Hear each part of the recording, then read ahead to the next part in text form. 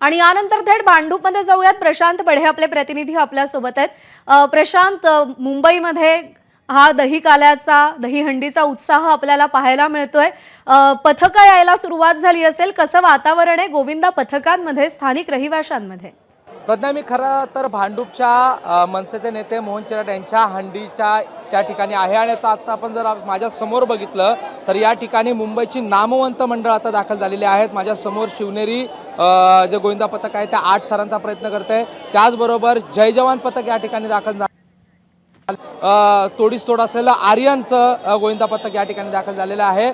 दरवर्षी मुंबई उपनगरामध्ये जर बघितलं तर मोठ्या प्रमाणात दहीहंडीचा जल्लोष आपल्याला पाहायला मिळतो आणि मोहन चेराट जे आहेत मनसेचा दरवर्षी त्यांचा देखील इथे मोठा दहीहंडी उत्सव या ठिकाणी होत असतो आणि आता आपण जर बघतो तर मनोरे रचले जात आहेत।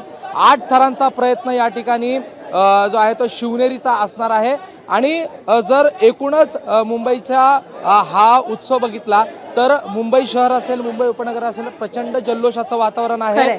कारण ठिकठिकाणी आयोजक देखील आता पुन्हा एकदा जे नियम आहेत ते शिथिल केल्यामुळे आयोजक देखील वाढलेले आहेत, त्यामुळे मोठ्या प्रमाणात दहीहंडी जी आहे तो उत्सव आपल्याला ठिकठिकाणी पाहायला मिळतोय।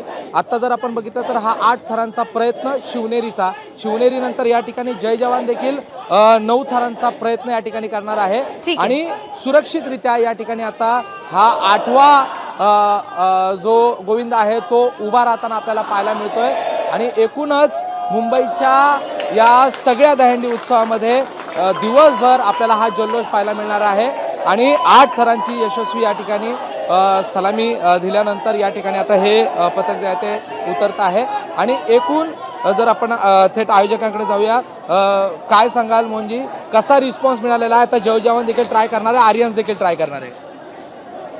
भांडूपची सर्वात मोठी दहीहंडी आहे, दरवर्षी आम्ही ठेवतोय, आमचा 3रं वर्ष आहे।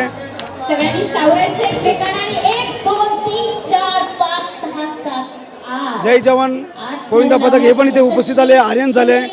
ही गोविंदा पथक प्रो गोविंदा पथकचे सर्व गोविंदा पथक आहे।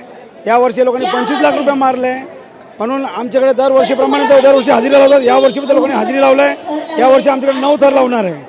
जय गौंड। आपण जर बघितलं तर आयोजकांचं जे म्हणणं आहे आता ते देखील या ठिकाणी 9 बरोबर आहे। दहीहंडीचा उत्साह सुरू झालेला आहे आणि वेगवेगळी पथकं येऊन आपापल्या परीनं जास्तीत जास्त थर लावायचा प्रयत्न करतायत। एबीपी माझा, उघडा डोळे बघा नीट।